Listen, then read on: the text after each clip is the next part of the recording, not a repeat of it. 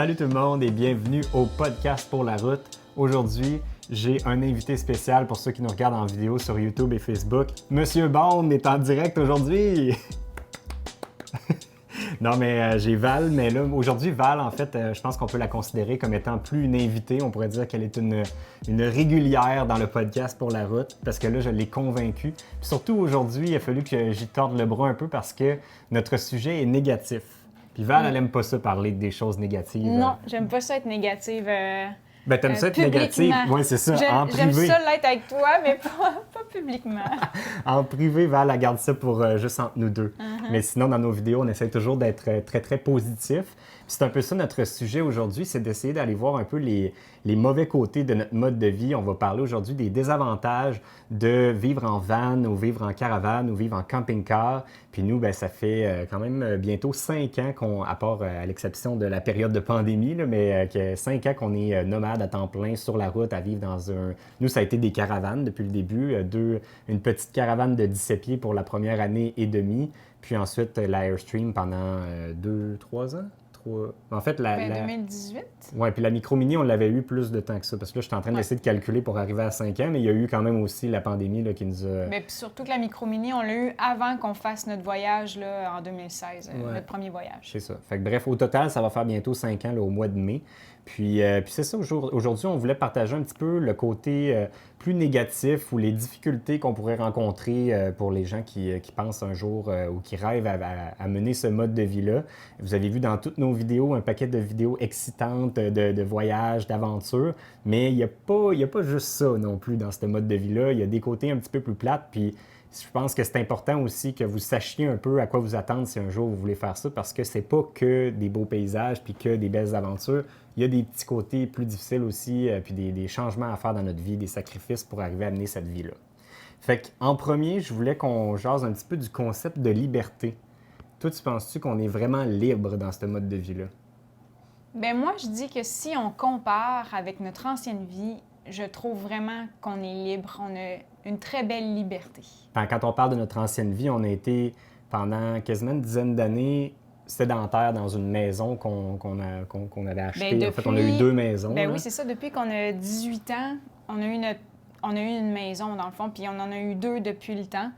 Donc, on a quand même eu le temps d'expérimenter en masse le mode de vie sédentaire pour savoir de quoi on parle quand on compare les deux. Puis assurément, je pense que le mode de vie nomade, même si on n'est pas libre à 100% parce qu'on a des limitations, que ce soit financières, que ce soit par des règlements avec les gouvernements qui nous limitent à un certain nombre de mois qu'on peut passer dans un pays ou dans une région ou qu'il faut revenir chez nous pour les assurances. Fait que, bref, il y a un paquet de limitations. Fait que non, on n'est pas libre à 100%. On n'est pas vraiment des vrais hippies bohèmes en dehors du système. On est quand même, on gagne des revenus, on paye de l'impôt, on est un petit peu comme tout le monde, mais je pense que c'est ce qui se rapproche. C'est un équilibre entre les deux, entre la vie sédentaire et la vie nomade. Puis c'est quand même plus proche de la liberté que ce qu'on pourrait jamais être, là, on pourrait dire. Ou sinon, ben là, ça serait de devenir vraiment bohème, puis là, de plus travailler, puis d'être vraiment des itinérants. Mais je pense pas qu'en 2021, au Québec du moins, c'est possible. Bien, c'est possible pour des itinérants, mais on n'aurait pas les moyens de payer nos voyages, puis nos aventures, etc. Fait que bref, pour nous, c'est pas vraiment une option. Puis c'est pas quelque chose qui nous intéresse non plus. Comment on a découvert ce mode de vie-là, puis qu'est-ce qui nous a fait tomber amoureux avec la vie nomade? Tu te souviens-tu? Mais tu me poses une colle? Ben non, je m'en souviens pas. Moi, je m'en souviens. C'est Gone with the Winds, qui sont des YouTubers qui font un petit peu comme nous, qu'on avait découvert sur YouTube. Je me souviens de eux, mais je pensais pas qu'à ce moment-là, on se disait...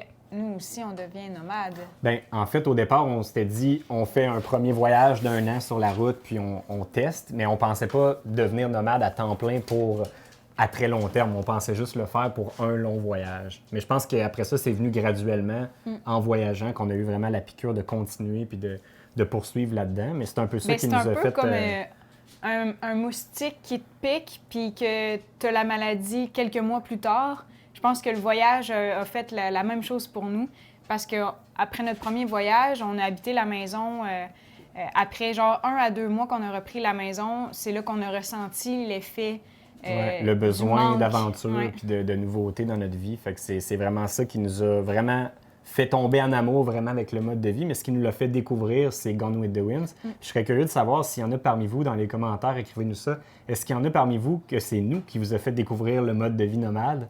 Écrivez-nous ça dans les commentaires. Je serais curieux de savoir si on a été l'inspiration de c'est une bonne question parce que nomades. même moi, je me souvenais pas, puis c'est comme nos racines de l'histoire prêt pour la route, je pense. Ça n'a jamais été non plus notre objectif avec nos vidéos de vraiment vous inciter à devenir nomade et à faire la même chose que nous, mais c'était plus de vous partager tous ces beaux moments-là parce qu'on se disait, on dirait qu'on vit ça tout seul, puis on dirait que ça méritait d'être présenté à d'autres pour que d'autres peut-être qui auraient l'envie de le faire le fassent aussi.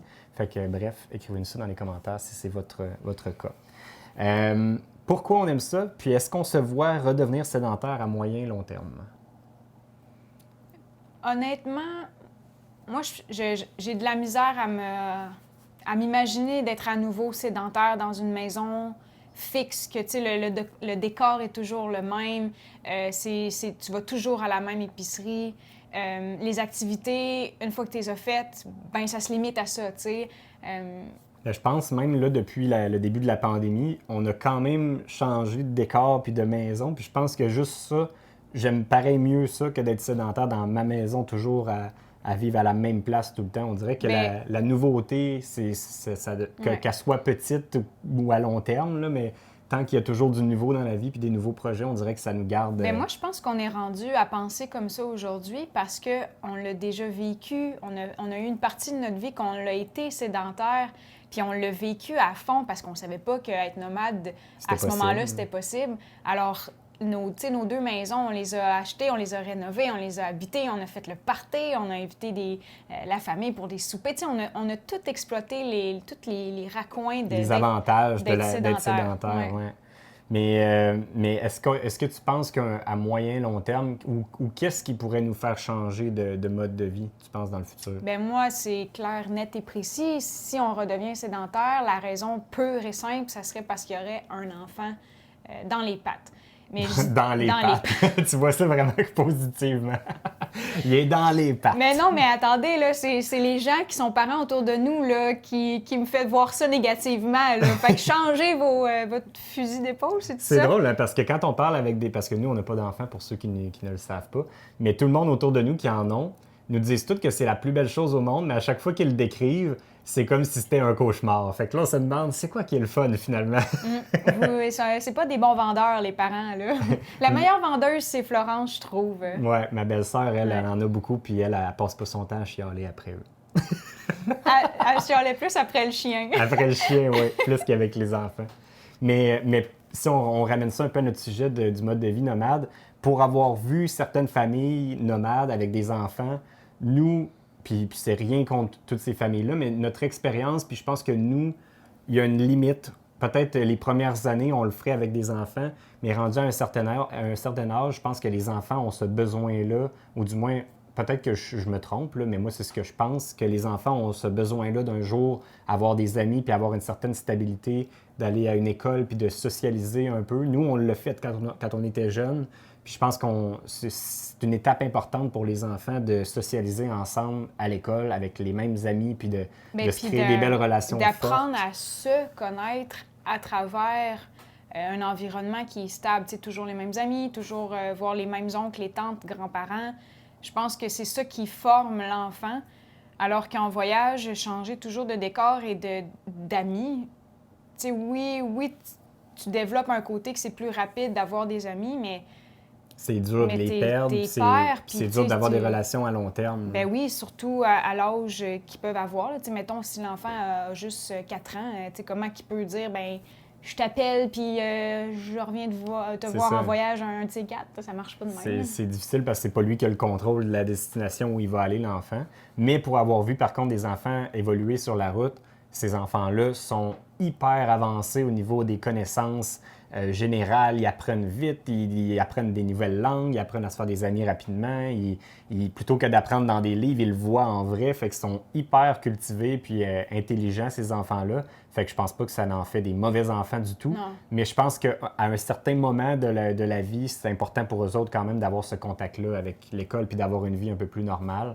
Fait que je pense que c'est ça, si un jour, nous, on Mais doit tu sais- stopper ou du moins ralentir notre Ouais. nomadité. Mais c'est parce qu'on le pense au fond de nous, mais en même temps, on a eu l'exemple autour de nous. On en a vu des gens qui ont voyagé puis qui sont revenus sédentaires. Tu sais, ça fait comme nous prouver qu'à en certaines parties, l'enfant a besoin de ça, là, Ouais, la exact. stabilité. Je pense que c'est difficile de dire que tu as un enfant puis que tu vas être nomade à 100%. Puis il y avait un documentaire qu'on avait vu sur Netflix d'un...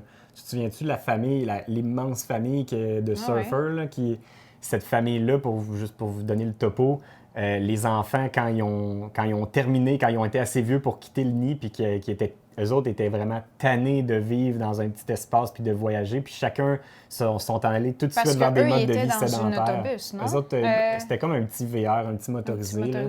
Mais eux, c'était vraiment poussé à l'extrême. C'était comme 5, 6, 7 enfants, je me souviens plus. Là. C'était vraiment très, très nombreux. De ce Et je vais Mais le c'est mettre dans un la film. description. Je ne Ouais, sais pas s'il est encore sur Netflix. C'est un film. Ouais. Maintenant, on passe à un autre sujet, les difficultés que vous pourriez rencontrer sur la route. Certaines qu'on a rencontrées nous-mêmes ou certaines qui sont des expériences personnelles, d'autres que c'est juste ce qu'on a entendu de d'autres. La première chose, je pense, qui peut être une des difficultés, c'est au niveau financier. Au début, mon sujet était juste par rapport à ceux qui ne sont pas à la retraite, mais même à la retraite, c'est un mode de vie qui peut coûter cher. Ça dépend comment vous le faites, mais c'est sûr que si vous le faites dans le luxe, toujours dans des gros resorts, que vous faites toutes les activités qu'il y a à faire partout, que vous mangez dans les meilleurs restaurants, si vous êtes à la retraite, peut-être que vous allez passer à travers votre budget de retraite assez vite. Fait que ça, c'est la première des choses qui peut être une difficulté parce que c'est difficile à gérer un budget sur la route parce que tout varie tout le temps. C'est vraiment différent d'être sédentaire où là, les frais sont toujours fixes. En voyage, c'est toujours différent. Mais si vous n'êtes pas à la retraite et que vous travaillez, je pense que c'est là qu'il y a le plus de difficultés à y avoir au niveau du travail sur la route. Peut-être un peu moins depuis la pandémie parce qu'on dirait que là, tranquillement, le monde s'ouvre un petit peu plus au télétravail. Mais quand on a débuté, nous autres, moi, ce que j'ai trouvé, c'est que c'était difficile d'être toujours à l'écart de mes collègues pour avoir des ressources. Des fois, on a une petite question, le fait d'être vraiment laissé à soi-même sur la route tout seul, des fois sans réseau pour ne pas être capable de contacter personne. Ça peut être difficile à régler des problèmes. Surtout quand il y a justement des gros problèmes, des grosses embûches avec un contrat de travail, peu importe c'est quoi que vous faites comme métier, on dirait que des fois, il y a des affaires qui se règlent bien quand on est sur place en personne, qu'à distance, c'est plus difficile à gérer. Fait que ça peut causer peut-être un peu de l'anxiété. Ça peut être vraiment une difficulté qu'on va avoir sur la route. Puis, une des affaires que nous, vraiment, c'est par expérience, beaucoup de contrats qu'on essayait d'avoir, qu'on se faisait dire souvent, « Ah, ben quand vous serez de retour, on fera ci, on fera ça. » Puis finalement, quand on revenait au Québec, ces affaires-là, il y en avait comme tellement que finalement, on les faisait pas tous, où il y avait plein d'affaires qui s'oubliaient complètement. Puis qu'en bout de ligne, on dirait que le fait qu'on n'était pas là, on passait à côté de certaines occasions de projets ou de contrats que d'autres qui étaient sur place, eux autres ont réussi à avoir rapidement parce qu'ils étaient là. Fait que ça, c'est peut-être un peu plus mon côté parce que c'est plus moi qui. Mais c'est-tu l'exemple que tu disais, tu sais, au moment que vous reviendrez à Québec, c'est là qu'on pourra parler plus business? Ou pour des contrats, tu sais, quand vous me ferez signe quand vous allez revenir pour faire tel projet, puis là, quand on revient, bien, finalement, ça ne donne pas, puis finalement, on a le temps de repartir avant que les projets aient abouti. Fait que ça a été souvent une excuse qu'on a entendue à distance. Peut-être que c'est parce qu'on les aurait jamais eus, ces contrats-là ou ces projets-là, mais bref, je l'ai entendu souvent, puis là, souvent, je me faisais des idées de hey, quand on va revenir, on va en avoir des projets puis des contrats, puis finalement, on revient, puis finalement, il n'y a rien qui se passe. fait que bref, on dirait que d'être à distance, ça devient... c'est plus difficile de closer les contrats, puis il faut apprendre vraiment à dealer avec ça, puis à trouver les bonnes phrases pour gagner la confiance à distance, parce qu'en personne, on dirait que c'est plus facile d'établir un lien de confiance, un partenariat d'affaires. Quand on est juste par téléphone ou juste par email, c'est plus difficile. Fait que bref, ça, c'est assurément une difficulté pour ceux qui travaillent sur la route que vous risquez possiblement de rencontrer. Ensuite, je t'intègre un peu plus dans le prochain. Ben oui, mais j'écoute, je suis là puis j'écoute. En couple, il y en a beaucoup qui disent que c'est une grosse difficulté. Il y en a beaucoup qui pensaient, nous autres, qu'on n'allait pas toffer, qu'on allait se séparer après très peu de temps. Fait que toi, qu'est-ce que t'en penses? Quelles sont les difficultés en couple d'être sur la route à temps plein avec son partenaire? Ben moi, je pense que les difficultés sont que... c'est parce qu'il y en a, mais je sais pas par quoi commencer. Alex, c'est toi qui... Bien, je pense que déjà, juste le fait d'être dans un très petit espace, puis ça, il y en a encore plus. Il y en a qui pensaient qu'on n'allait pas durer dès le premier départ qu'on a fait il y a presque 5 ans de cela. Puis là, il y en a beaucoup qui pensent qu'avec notre nouveau VR, qui est beaucoup plus petit, notre petit Lucky Basecamp, qui va être vraiment quasiment la moitié. Vas-y dans l'ordre. Là. On a commencé avec une micro-mini de 17 pieds. Et là, on est parti pendant 1 an de temps. Donc, c'est pour ça... Même on a vécu dedans 1 an et demi même. Oui, 1 an et demi. Et c'est pour ça que les gens ils ont fait des paris à savoir combien de temps qu'on allait toffer ensemble. Après ça, on est passé d'une Airstream à 27 pieds. Oui, une Airstream 27 pieds qui était presque le double de dimension, où là, on avait vraiment plus nos espaces. Mais en tout cas, ça, c'est l'historique de nous autres. Puis là, on coupe à vraiment plus petit. Mais je pense pas tant que l'espace en tant que tel intérieur n'a jamais été un problème. Tu sais, il y a des petites frictions de, mettons, des fois, on a besoin de chacun de notre espace, puis il faut comme... Il faut faire des compromis, ça c'est clair, là, ça c'est la première des choses. Mais il faut aussi savoir laisser l'espace à l'autre, puis il faut aussi comprendre la situation de l'autre, que des fois, il n'y a juste pas d'espace pour se tasser, l'autre personne. Ou tu sais, des fois, on rentre ensemble dans le VR, puis on est les deux en même temps, puis il n'y a pas beaucoup d'espace. Fait qu'il faut apprendre à laisser le temps à l'autre de se déshabiller si c'est le temps que ça prend pour se tasser, pour qu'après nous, on puisse le faire. Fait que tu es en train de nous dire que toi, tu es un petit gars pas patient. Bien, moi, c'est une des choses que j'ai appris. À devenir patient. Oui, parce que tu n'as pas le choix des fois. Tu sais, on est... Puis aussi... On a chacun besoin des fois de notre espace pour nos moments, pour certaines choses. Puis il faut apprendre aussi à faire le compromis de dire, bon, ben Val, elle est couchée, je vais essayer de ne pas faire de bruit de mon côté parce que c'est pas comme si je pouvais aller dans une autre pièce dans la maison, faire tout le bruit que je veux. On est dans le même petit espace tout le temps. Fait que c'est beaucoup de compromis. Puis je pense que la communication, c'est clairement la clé dans tout ça parce qu'il faut le dire. Quand on a besoin de notre moment, si tu le dis pas à l'autre, l'autre le sait pas. Puis là, ben, ça peut créer des frictions. Puis ça, c'est clair. Puis je pense que le mot-clé que je m'étais noté, c'est que ça amplifie tout. Ça amplifie la personnalité, ça amplifie les chicanes si vous en avez beaucoup, ça amplifie votre besoin d'être seul si vous en avez besoin d'habitude, puis que vous êtes déjà séparés tout le temps. Quand vous êtes ensemble, bien, vous allez peut-être avoir encore plus besoin. Fait que si vous êtes un couple qui aime être ensemble tout le temps, ça va juste amplifier, puis vous allez encore plus aimer être ensemble. Fait que je pense que pour nous autres, ça n'a jamais été un problème d'être proches, puis ça n'a pas été tant que ça un gros test, on s'est adapté vraiment rapidement. Mais je pense pas que c'est pour tout le monde. Puis je sais pas, il n'y a pas vraiment de façon de le savoir avant de partir tant que ça. Je pense que c'est de le tester pour le savoir, puis une fois sur la route, on s'adapte. Qu'est-ce que tu en penses? Mm-hmm. Ben, t'as pas mal dit tout, là. Tu veux-tu te séparer de moi, là, maintenant? Ben là, il me semble que j'irais m'acheter une moto puis je partirais là, à moins 17. Mais il y a aussi ce volet-là au niveau des activités, parce qu'on a chacun nos activités qu'on aime faire. Puis des fois, il faut prendre le temps d'en profiter chacun de notre côté aussi. Si on a une activité, si quelqu'un aime faire de la course, bien, gênez-vous pas pour aller le faire, ça va être votre moment, puis l'autre peut faire son activité qu'il aime entre-temps, puis on n'est pas obligé d'être 100% du temps ensemble. Mais non, surtout qu'en voyage, il y a 1001 options. Là. On n'est pas du tout attaché, à moins que tu es dans un secteur où il n'y a rien d'autre à faire, mettons. Ouais, là. mettons. Prochain sujet, au niveau du véhicule. Ça, c'est vraiment par expérience parce que ça, on l'a vécu.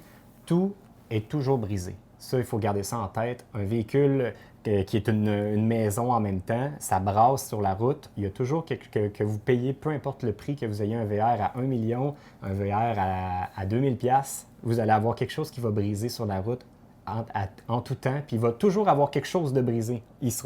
C'est vraiment difficile d'avoir un véhicule en parfait état où tout est fonctionnel. Puis on l'a vécu nous-mêmes. On a eu des VR qui étaient flambant neufs, usagés. Puis il y a quand même des très hautes gammes ou moyennes gammes. Puis il y a toujours eu quelque chose qui était brisé. Puis moi, surtout, ça a été une difficulté pour moi de vivre avec ça parce que moi, je suis du genre où j'aime que tout est fonctionnel à 100%. Quand j'étais sédentaire dans ma maison, tout était parfait. Ma voiture était toujours en état parfait. Puis aussitôt qu'il y avait quelque chose de brisé, on le réparait instantanément. Sur la route, c'est pas toujours possible. Des fois, il n'y a pas de place pour faire réparer nos trucs. Des fois, on ne peut pas se faire livrer les pièces. Des fois, on va vivre des mois avec quelque chose qui ne fonctionnera pas. Je pense à notre première roulotte, notre chauffe-eau qui marchait une fois sur deux. On en a pris des douches frettes à cause de ça. On s'est habitué, puis on n'a pas le choix de vivre avec. Sur la Airstream, on avait une lumière dans une armoire qui ne voulait pas fermer parce que le sensor était brisé, puis il n'y avait pas de concessionnaire pour le réparer. On a été 4 mois à avoir une lumière ouverte dans notre rangement. Fait que bref, il y a toujours quelque chose de brisé, puis je pense que ça, c'est juste mentalement, il faut s'y faire, il faut s'y habituer que c'est pas plus grave, puis il faut pas gâcher notre journée parce qu'il y a quelque chose qui marche pas, puis on le réparera quand on pourra. Bien, c'est sûr que tu apprends... Tu sais, au début, c'est frustrant dans nos premières années et expériences avec les VR. tu avais de la frustration parce que justement, t'avais pas le pouvoir de changer les choses immédiatement, tu sais. Puis tu te dis Mais surtout, aujourd'hui, ça a changé. Tu sais, tu achètes un produit neuf à 20, 100, à 20 000 ou à 30 000 ou à 100 000 puis là, tu te dis, j'ai payé ce prix-là, ça ne devrait pas briser, mais ça n'a pas rapport avec le prix que vous payez. Non. Ça a le rapport avec le fait que vous le brassez sur des routes pleines de nids de poules. C'est comme si vous prenez votre maison et vous faites plein de tremblements de terre. Il y a des fils qui vont se débrancher, il y a des tablettes qui vont tomber, il y a des vis qui vont se dévisser. Ça, peu importe le prix que vous allez payer, ça va arriver. C'est clair. C'est qu'il faut juste s'y faire, puis il faut s'habituer à ouvrir la porte de notre VR, puis croiser les doigts qu'il n'y a rien de brisé à chaque fois qu'on prend la route. Les arnaques, les vols, les scams en voyage. On n'est pas je m'étais mis une note, on n'est pas chez nous, mais en réalité, même à la maison, en fait, même je pense, nous, ça nous est arrivé plus souvent de se faire voler dans notre maison avant ou sur notre terrain que sur la route dans nos VR. Mais assurément, le fait qu'on n'est pas chez nous, ça peut être un peu plus stressant. Il y a des quartiers, des fois, qui sont moins... C'est drôle parce que tu me ramènes vraiment des souvenirs. Puis j'ai pas mal plus été stressée à notre première maison, côté vol, que quand on a été sur la route avec nos VR.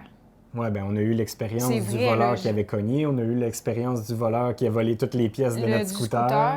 On a eu, après ça, à notre autre maison à Beauport, quelqu'un qui avait ouvert ma voiture, il avait tout ramassé ce qu'il y avait dedans.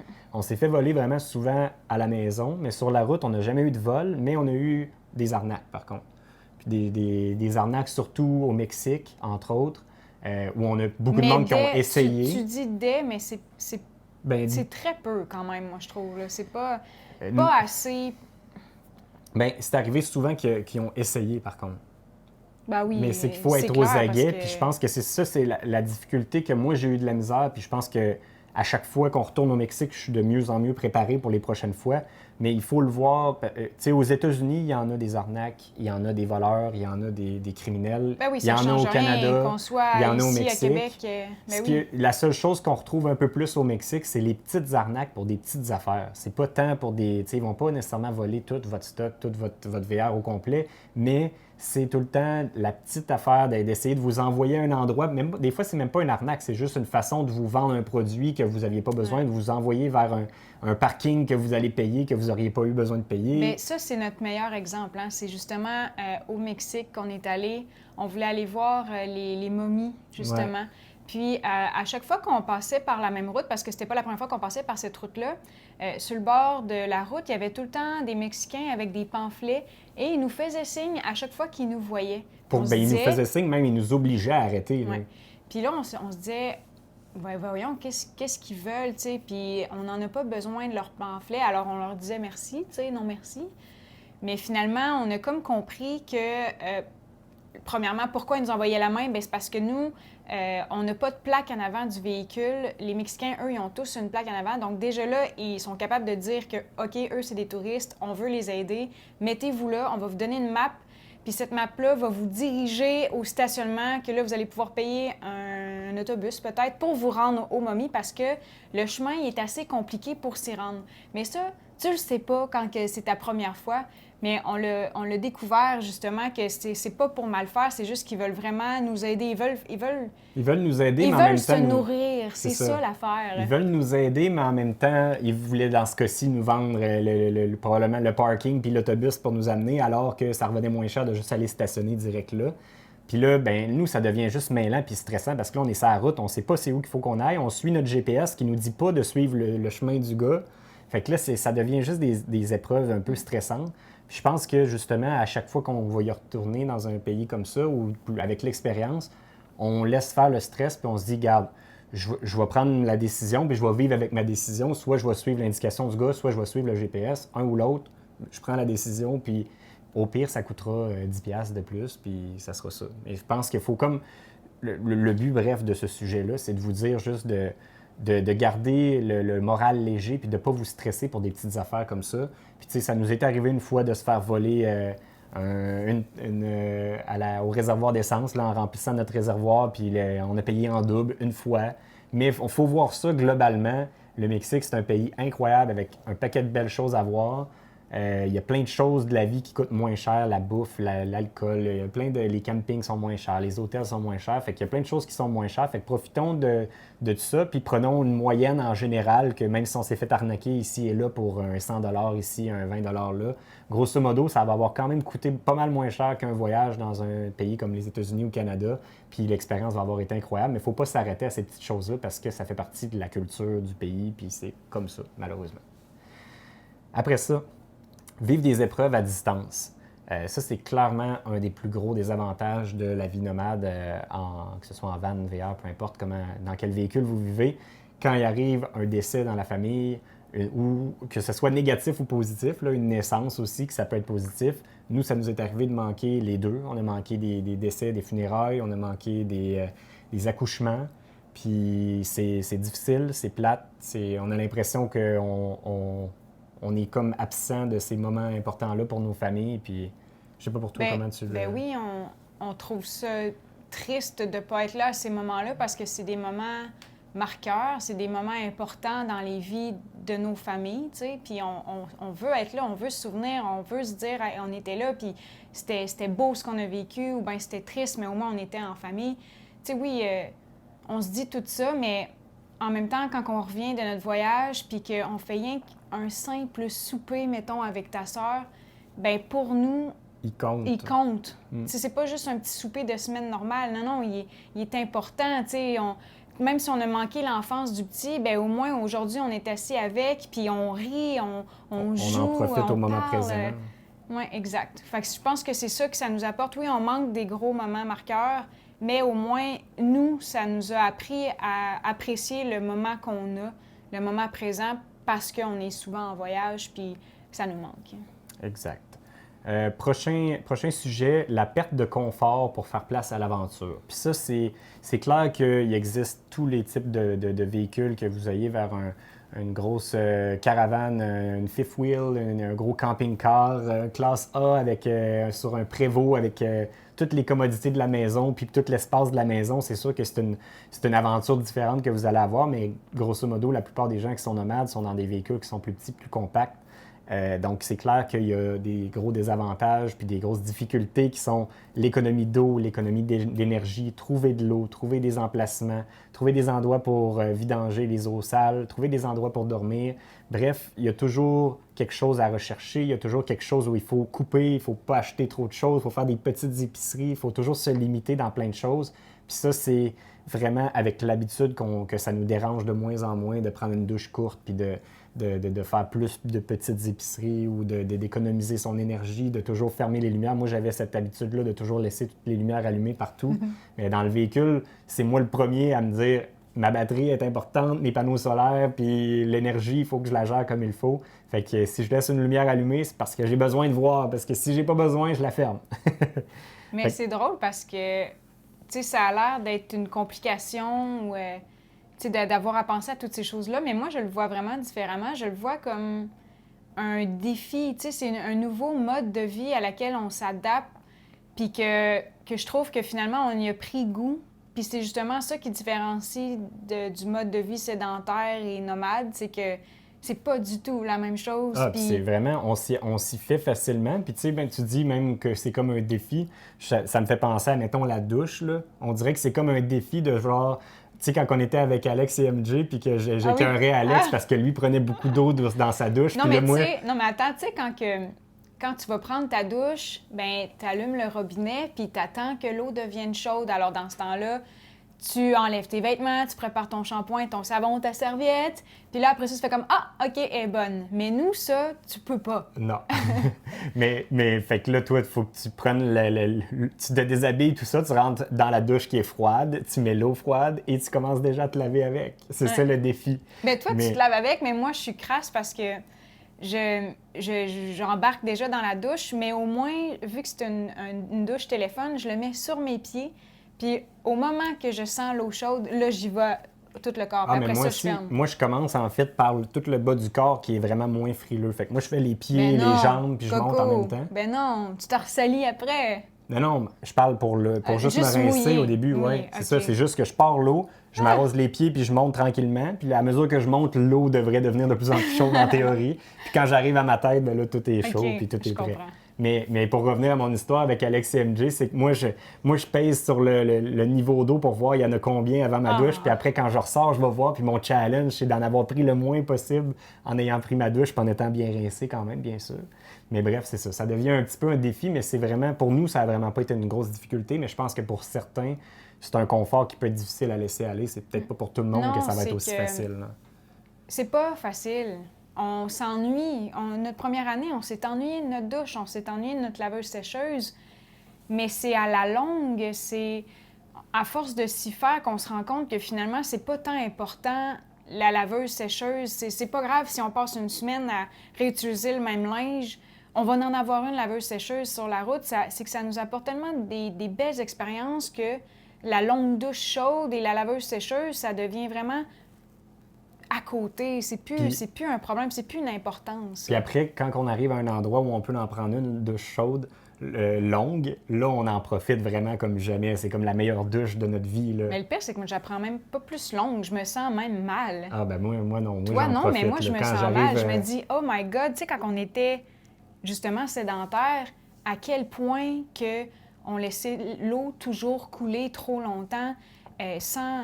Ou tu sais, remplir notre grand bain Sans s'en avant, là. rendre compte, là, tu sais, mettons, j'avais encore, là, désolée Joanie, je t'épargne pas.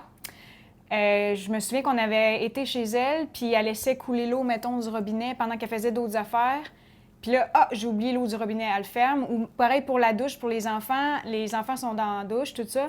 Puis là, les enfants sont sortis de la douche, sont en train d'aller s'habiller, mais l'eau de la douche coule encore. Tu sais, je veux Mais c'est dire, que non, on mais est ce que je veux habitué dire, d'avoir c'est l'eau, que on s'en rend pas compte quand on est sédentaire à quel point qu'on utilise puis qu'on surutilise, alors que vivre en VR, quand on était dans des endroits sans service, c'est là qu'on réalise que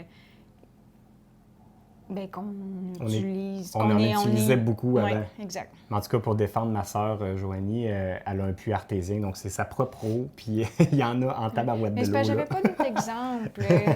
C'était juste ce Mais moment-là oui, que ça m'avait mais en même temps, frappé. nous-mêmes, tu sais, juste la grosseur de notre bain qu'on avait avant dans notre maison, que ça prenait quasiment le réservoir d'eau chaude au complet pour le remplir. C'était quand même tout un gaspillage d'eau, là. C'était vraiment intense, là. Probablement que cette grosseur de bain-là, c'est ce qu'on dépense maintenant en une semaine dans notre VR. Ça fait que ça donne une idée à peu près de Mais grandeur. au moins, on paye pas pour l'eau, là. La prochaine, Pas. Ouais, ben, en fait, pas nous, mais en Europe, il y a des endroits où ils payent l'eau. Ben c'est ça, c'est pour ça que je dis ça. Le prochain sujet, le signal cellulaire. Je me suis mis une note que c'est un privilège. Ça, on s'en rend vraiment pas compte dans notre vie dans notre vie sédentaire. Nous, avant, dans mes 26 premières années avant de prendre la route, j'avais dans la tête qu'il y avait du signal cellulaire partout sur la planète parce que moi, partout où j'allais, il y en avait toujours. Tu sais, si tu fais un voyage en avion, ben t'en as pas dans l'avion. Encore là, il y a des avions qui en ont. Puis quand tu arrives sur place, il y en a toujours dans la ville où tu es. Fait que c'est bien rare que tu es à un endroit où il n'y a pas de signal. Tandis que quand on est sur la route, on dirait que c'est le contraire. C'est rare qu'il y ait des endroits où il y a du signal.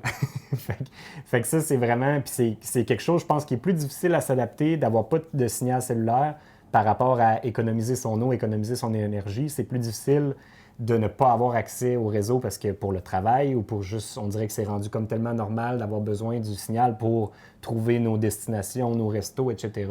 On dirait qu'on retombe dans les années avant Internet, qu'on n'avait pas ça, puis on dirait que c'est difficile de se remettre là-dedans. L'isolation, l'humidité, la chaleur et le froid, on dirait qu'on les vit plus quand on est dans un véhicule. La plupart des VR, des vannes, des caravanes ne sont pas aussi bien isolés qu'une maison. En fait, je dis la plupart, mais il n'y en a pratiquement aucun sur le marché, à l'exception peut-être d'une autre qui s'en vient bientôt.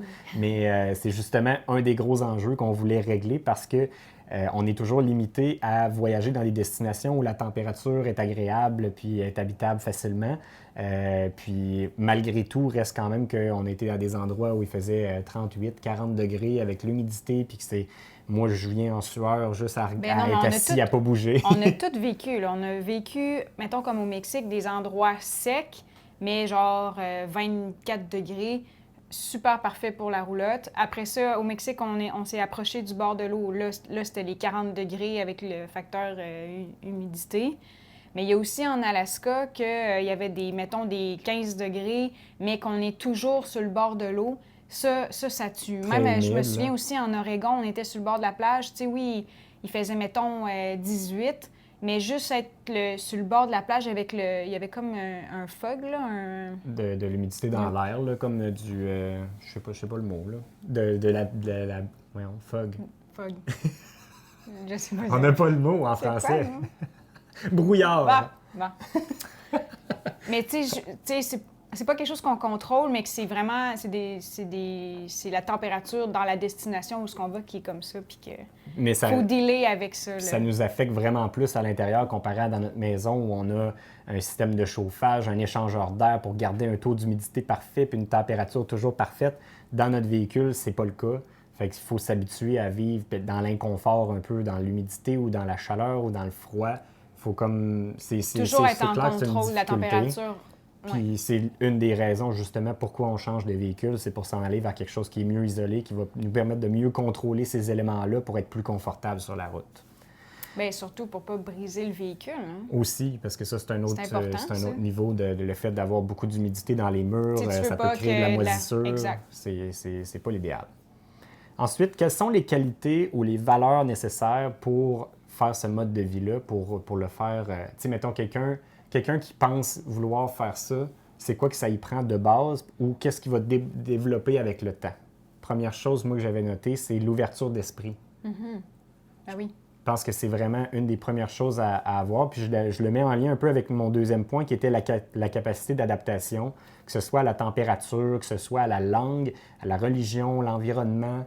Je pense qu'il faut être caméléon, il faut être capable de pas être juste un touriste plate qui va juste là pour prendre ses photos puis s'en aller. Il faut être capable de s'intégrer puis de...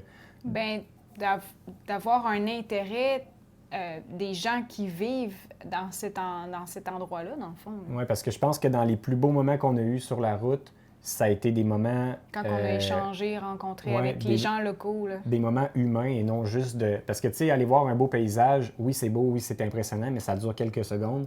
Mais de passer un beau moment ou d'aller à un endroit qu'on n'aurait jamais pu parce qu'on a rencontré quelqu'un qui nous a amené faire une activité quelconque, ça, c'est dans les moments, les plus beaux souvenirs qu'on se rappelle après en bout de ligne, plus que juste le beau paysage. Bien, je trouve que ces moments-là, justement, quand tu t'ouvres à une personne, ça te crée graduellement une ouverture d'esprit. Fait que tout ça est vraiment relié ensemble. Hein. Puis je pense pas que c'est pas nécessairement une qualité que vous devez avoir avant de partir. Ben oui, c'est sûr que ça prend un minimum d'ouverture, mais dans notre cas, je pense que ça s'est vraiment développé. Bien, surtout moi, là. Ben moi-même aussi. Tu sais, on était du genre, moi, Val et moi, on avait notre maison depuis 4 ou 5 ans, puis on connaissait même pas nos voisins. On les avait jamais parlé. Ben c'est parce qu'on se disait... on était jeunes, Alexandre. On se disait qu'eux, ils allaient nous parler. Je sais, mais je veux C'était tout le dire, temps des voisins plus vieux que nous. mais eux autres aussi n'ont jamais senti le besoin de venir nous voir non plus. Mais on dirait qu'en voyage, on s'est ouvert aux gens, les gens se sont ouverts à nous, puis ça a été vraiment différent la relation qu'on a avec tout le monde qu'on croise en voyage par rapport à quand on est chez nous. Fait que je pense que ça se développe, mais ça vient tout seul un peu, je pense, de ce côté-là. Bien, il faut que tu aies une volonté. Là. Parce Ouais, que moi, faut je serais qu'il y ait une capable de volonté, voyager et ouais, pas parler c'est ça. à un chat. Oui, puis tu sais, quelqu'un qui est homophobe ou qui déteste les autres religions ou qui est vraiment fermé Ouais. d'esprit, je pense que c'est peut-être pas pour vous ce mode de vie-là, Ben, parce que là, vous allez vraiment voir des Mais affaires non, que vous mais n'avez c'est jamais sûr, vues. c'est sûr que tu peux avoir une opinion différente, mais je pense que c'est à la base, c'est pas nécessairement l'ouverture d'esprit. Je pense que le point primordial, c'est plutôt le respect, Ouais. tout simplement. Tu sais, oui, peut-être que toi, tu es religieux puis pas moi, mais j'irai pas... Il faut que tu respectes l'autre dans sa exact, c'est ça culture, que- c'est ça puis que dans je sa veux dire. religion C'est ça ou que je veux dans sa façon d'être. La débrouillardise, bien ça, c'est clair que ça, vous allez le développer puis l'améliorer, mais je pense qu'il faut l'avoir déjà à la base. Il faut être quelqu'un de débrouillard qui est capable de se débrouiller pour tout, que ce soit pour trouver des façons de faire de l'argent sur la route, de réparer des trucs parce que tout va briser, comme je disais tantôt, trouver des solutions à des problèmes parce qu'il y en a toujours des problèmes à solutionner partout où on va. C'est que des problèmes tout le temps qu'on a à gérer, beaucoup plus qu'à la maison. Ouais. Fait qu'il faut vraiment devenir débrouillard. Moi, je n'étais pas nécessairement le plus débrouillard à tout réparer avant, mais je l'ai développé avec le temps, mais ça prend quand même cette capacité-là de le développer. Fait que je pense que ça prend quelqu'un à la base qui a un petit peu Mais quand je même pense de... que tu le développes, veux pas, parce que le problème est là, T'as puis pas le choix. t'es la seule personne qui peut y faire quelque chose, alors ça te pousse à le faire, tu sais. Ouais. Alors que dans une maison, le bain, je sais pas, il est bouché, ben c'est facile peux d'appeler appeler- quelqu'un, tu c'est sais, ça. mais en voyage, c'est toi qui...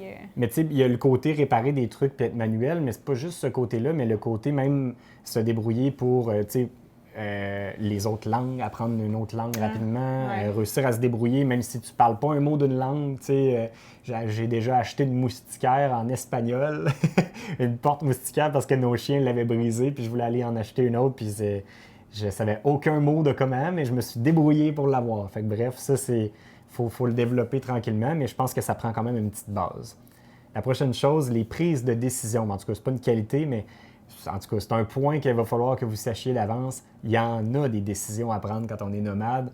Il y en a un paquet, que ce soit juste d'aller à l'épicerie, de trouver où sont toutes les choses, puis de choisir, tu sais, des fois, qu'est-ce qu'on va manger, c'est difficile parce qu'il n'y a pas les mêmes choses qu'on a à la maison. Trouver où on va dormir, trouver où on va trouver de l'eau. Il y a comme tellement de décisions dans une journée à prendre qu'il faut devenir bon à les prendre rapidement, puis à pas hésiter, puis à pas Ben, c'est perdre de parce temps. que on a ça en tête, Alexandre, parce que notre premier voyage en 2016, on se disait, hey, on a juste un an, fait que les décisions, on devait les prendre comme instantanément, quasiment même à la journée même. Mais tu sais, c'est sûr que si tu planifies ton voyage d'avance, tu sais, si tu deviens pas, mettons, nomade à temps plein, puis tu planifies ton un mois, bien, ça va être peut-être moins stressant. Mais je parlais pas nécessairement juste du stress, mais juste du poids d'avoir autant de décisions que ça à prendre. Il faut être capable de les prendre quand même assez rapidement, puis il faut s'habituer à pas niaiser sur des petites décisions, mais juste aller vers la décision qui est importante, puis les autres, être capable de les laisser, puis aussi même de se les séparer, les décisions. Des Mais fois, moi, il y a mettons des... comme quoi, là, donne-moi un exemple. Ben, mettons aujourd'hui, là, on part, on est dans une ville qu'on connaît pas, qu'on sait pas qu'est-ce qu'il y a à faire. Bon, mais déjà, souvent, nous, on va se séparer les décisions ensemble, sans même s'en parler. Souvent, le resto, souvent, c'est moi, mettons, qui va le chercher, mais l'activité, c'est toi qui vas la chercher. Puis moi, je vais te faire confiance pour l'activité, je vais suivre qu'est-ce que toi, tu as retrouvé, puis toi, tu vas me faire confiance sur ce que j'ai fait, mais on passera pas la journée à réfléchir à qu'est-ce qu'on fait, puis tout ça. Puis souvent, la place où on va dormir, c'est moi qui la prends la décision. Il y a certaines choses qu'on s'est séparées, trouver de l'eau puis des stations de vidange, on dirait que ça a été plus moi. Oui, non, mais je comprends de se partager la prise de décision, mais ce que je cherchais à ce qu'on parle, c'est à quel moment que, si tu planifies ton voyage, parce que toi, tu l'as fait là, en 2016, là, tu l'avais planifié ton début de première année, puis là, on s'est rendu compte que la météo n'était pas de notre côté, fait que là, ça a tout changé tes plans, puis c'est là que ça nous a amené à prendre des décisions. OK, là, finalement, on s'en va dans quelle ville? C'est où qui a du soleil puis que les nuits sont pas trop fraîches? Tu sais, c'est de se virer de bord au bon moment pour pas gâcher le voyage, finalement. Oui, puis je pense, tu sais, dans des décisions difficiles, exemple, juste quand il y a eu la pandémie, là, au début de la pandémie, nous, on était au Mexique, on avait pris la décision au début de rester, puis là, après ça, on a pris la décision de revenir, puis on hésitait, on savait pas si c'était la bonne décision de revenir, puis on aurait peut-être pu, qui sait, attendre là, laisser passer la tempête 2 semaines, puis que finalement, la pandémie aurait été finie après 2 semaines. On savait pas que ça allait durer aussi longtemps, puis il y a plein de décisions comme ça qu'on prend qui ont une grosse incidence sur notre futur. Puis même le choix de notre véhicule, on dirait qu'on est toujours en train de penser à ça va être quoi le prochain véhicule, puis quelle prochaine aventure que je veux faire. Puis il y en a tellement de décisions que ça devient... Mais tu veux dire qu'il y en a plus que quand on est sédentaire. Ouais, mettons. Dans une journée, dans une semaine normale, c'est juste que c'est... Mais non, mais il y en a même qui planifient la semaine qu'est-ce qu'ils vont manger. Oui, mais c'est ça, ça montre à quel point il n'y a pas beaucoup de décisions. Tu sais, quand tous tes repas de la semaine sont déjà planifiés, tu sais, je pense à ici, là, on est sédentaire. Là. Cette semaine, là, on n'a presque pas de décision à faire. On vient de recevoir notre livraison de good food. Tous nos repas sont déjà décidés. Il va juste rester à les cuisiner. Tu sais, il n'y a pas beaucoup de décisions à prendre. Mais sa route, c'est que des décisions. Puis on se questionne toujours. Puis il y a toujours ça qui roule dans notre tête. Puis même, je pense même que ça en devient quasiment un travail de plus de prendre toutes ces décisions-là. Ben oui, il y a eu un moment où ça a été un travail pour nous. Mais après un certain temps, je pense qu'il faut aussi ralentir le rythme. Puis plus on va ralentir notre rythme de voyage, moins on va avoir de décisions à prendre, puis plus on va se sentir léger, puis plus... Fait qu'il faut comme trouver le bon équilibre. Mais tout ça pour dire que... Mais c'est parce qu'on l'a vécu. On l'a vécu, qu'on a voyagé trop vite puis que ça apportait plus de décisions à prendre. Puis là, on a compris qu'en voyageant plus tranquillement, comme le slow travel qu'on a fait avec l'Airstream en Floride, Là, on a appris à apprécier puis à passer des 1 semaine et non des 3 jours dans des campings. Là, ça On a trouvé notre apporte un équilibre. rythme différent. Mais ça, on passe tout à travers de ça. Je pense que c'est pareil pour tout le monde. Puis, ben c'est ça qui est le fun parce qu'on apprend. Puis là, aujourd'hui, on partage avec vous nos connaissances. Puis là, ben, ça résume bien pas mal toutes les difficultés auxquelles j'ai pensé. Il y en a probablement d'autres. Si jamais il y a des nomades parmi vous puis vous avez des grosses difficultés qu'on n'a pas parlé, écrivez-les dans les commentaires. Ça sera peut-être bénéfique pour tout le monde. Puis je veux juste revenir sur le fait parce que je sais que Val, elle n'aime pas ça qu'on soit négatif. Puis en bout de ligne, la morale de cette histoire n'est pas négative. Parce qu'en bout de ligne, malgré tous ces désavantages-là et ces difficultés-là, on continue à le faire. Puis on ne voit même pas la journée où on va arrêter de le faire parce qu'on aime trop ça. Puis je peux vous confirmer que tous ces sacrifices-là en valent 100% la peine pour toutes les aventures qu'on va vivre. Oui. Puis je pense même que c'est justement ça, tous ces moments marquants-là de notre vie qu'on réussit à vivre grâce à ce mode de vie-là, ça vaut... Je serais prêt à me sacrifier pendant des années pour pouvoir en vivre d'autres après parce que c'est vraiment ces moments-là qu'on va se souvenir quand on va être à la fin de notre vie. Fait que c'est bien important, moi, je pense, de continuer comme ça. Fait que ça complète notre vidéo d'aujourd'hui. Fait qu'on se rejase dans les commentaires. Puis sinon, ben, on se dit à la prochaine. Bye!